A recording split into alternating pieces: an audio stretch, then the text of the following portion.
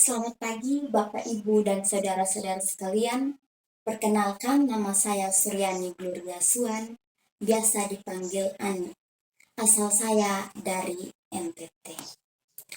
Khotbah kita hari ini terambil dalam kitab Injil Lukas 13 ayat 1 sampai ayat 35 dengan tema Janji Allah menguatkan hidupmu. Bapak, Ibu, dan saudara-saudari yang dikasihi Tuhan, di Minggu Prapaskah kedua ini, kita diperhadapkan dengan situasi negara yang belum pulih dari COVID-19, yang saat ini bervarian menjadi Omikron. Tentu dalam perjalanan kehidupan kita, apalagi pada masa pandemi ini, ada yang dari kita pasti mengalami pergumulan yang hebat, di mana baik itu secara individu maupun dalam keluarga. Pergumulan biasanya berupa ekonomi yang sulit, mencari pekerjaan yang sulit, dan juga biaya sekolah yang sulit karena kondisi saat ini. Di tengah kehidupan kita sebagai umat yang penuh dengan ketidakpastian, serta aneka tantangan yang dihadapi pada masa ini, kita diajak untuk menghayati pengertian Allah yang menguatkan melalui janjinya. Bapak, Ibu, dan saudara-saudari sekalian, jika kita melihat kitab Lukas ini menggambarkan tentang Yesus sesuai dengan konteks beriman yang perkembangannya ada pada budaya Yunani, di mana Yesus dipahami sebagai Dia yang berkuasa, sebagai Tuhan dan Mesias. Kehadiran Yesus melalui ajaran dan juga tindakan mujizat yang Ia tunjukkan di muka bumi ini adalah tanda penggenapan janji Allah kepada umat manusia. Peristiwa salib adalah fakta, tetapi merupakan jalan kemuliaan Yesus. Bapak, Ibu, dan saudara-saudari yang dikasihi oleh Tuhan, jika kita melihat dalam ayat bacaan hari ini, yaitu ayat 31 sampai dengan ayatnya yang ke-32. Dalam ayat ini, di mana orang Farisi memberitahukan kepada Yesus bahwa Ia akan dibunuh oleh Herodes. Pernyataan yang dikeluarkan ini bisa saya kita menyebutnya sebagai informasi yang menarik buat Yesus, di mana Yesus ada kesempatan untuk melarikan diri dari ancaman tersebut. Namun, yang perlu kita tanyakan di sini adalah kita tidak tahu apakah ada motif tertentu di dalamnya. Bisa saja ini hanyalah motif orang Farisi menggunakan nama Herodes agar dapat mengancam dan membunuh Yesus. Namun, cara mereka menyampaikan pesan tersebut ditampilkan dengan cara positif. Bapak, Ibu, dan saudara-saudari sekalian, dari informasi yang disampaikan oleh orang Farisi, di mana ini merupakan kesempatan yang baik buat Yesus memberitahukan kepada mereka tentang misi bahwa kedatangannya dalam dunia ini untuk memberitakan kabar baik melalui pelayanan yang akan dilakukannya.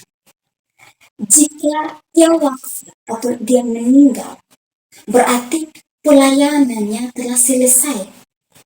Kematian yang Yesus miliki telah dirancangkan oleh Allah atau oleh Bapaknya, sehingga tidak ada kaitannya sama sekali dengan rencana Herodes ingin membunuhnya. Jika kita memperhatikan secara saksama, maka ada perkataan Yesus tentang pada hari ketiga aku akan selesai. Ini menandakan bahwa telah mengetahui kapan ia akan meninggal, yang akan ditandai sebagai penggenapan dari tugas dan pelayanannya, serta janji Tuhan kepada manusia akan digenapi. Dalam ayat yang ke-33, 34, dan juga ayatnya yang ke-35. Kalau kita melihat dalam ayat ini, menggambarkan tentang perjalanan Yesus menuju ke Yerusalem. Yang perlu kita ketahui adalah Yerusalem adalah sebuah kota yang dipilih Allah sebagai tempat suci dikarenakan terdapat bait Allah. Di sana juga merupakan tempat kediaman Allah yang kekal. Namun di Yerusalem juga sebagai tempat di mana para nabi-nabi dibunuh dan juga anak Allah dihukum mati. Bapak, Ibu, dan saudara-saudari, di dalam kehidupan umat Yerusalem yang penuh dengan kemunafikan dan dosa, Tuhan Yesus hadir sebagai induk ayam yang mau untuk merangkul mereka dalam dekapan sayapnya. Namun, rangkulan yang telah Yesus berikan kepada penduduk Yerusalem ditolak, di mana mereka memilih untuk menyalibkan Yesus, walaupun kerajaan Allah telah dinyatakan lewat setiap pelayanan yang disampaikannya, serta melalui bukti mujizat yang ia lakukan. Nah, akibat yang diterima oleh bangsa Yahudi adalah mereka tercerai-berai, dan juga mereka tidak akan pernah melihat Yesus dalam rupa manusia lagi, sampai pada akhir zaman yang meletakkan diri dalam kemuliaan jika tak berkata, diberkati Dia yang datang dalam nama Tuhan.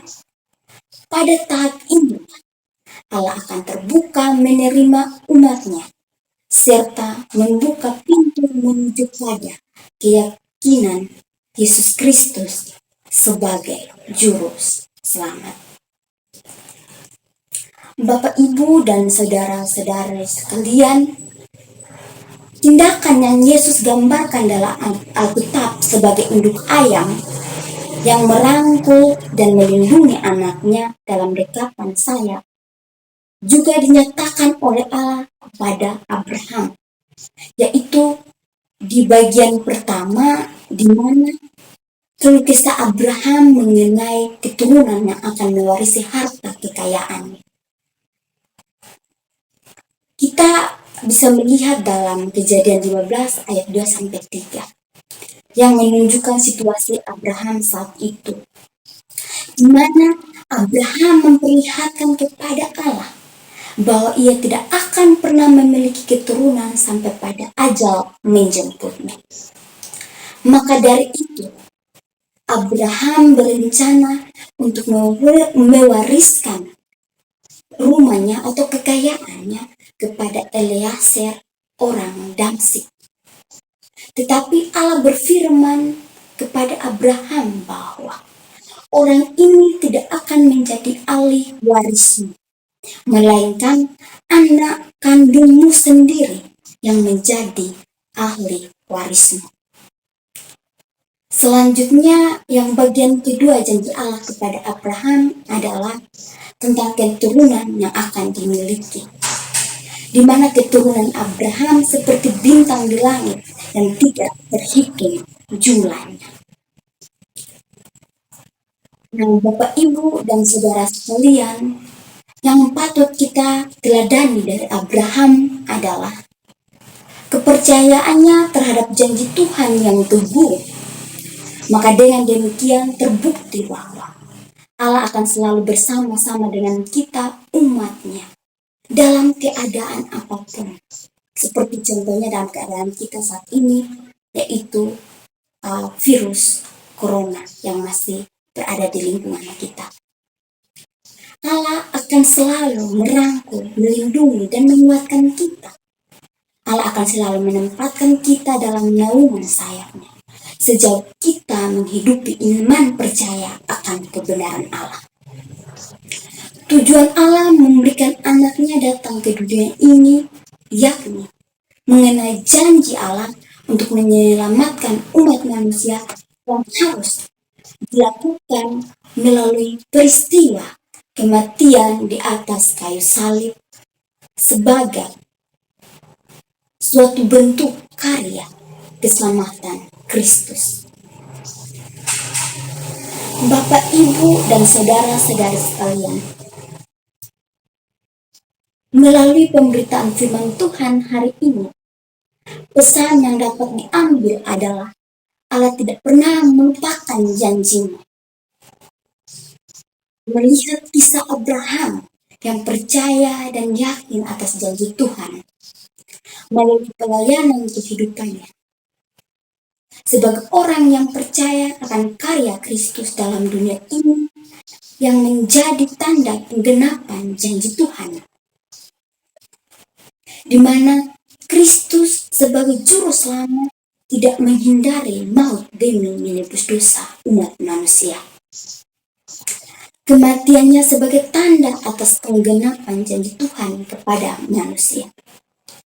Mulai dari sekarang, hiduplah dalam sukacita serta berpengharapan dan mengucap syukur dalam kehidupan kita, walaupun memiliki banyak pergumulan, tantangan yang akan kita lewati.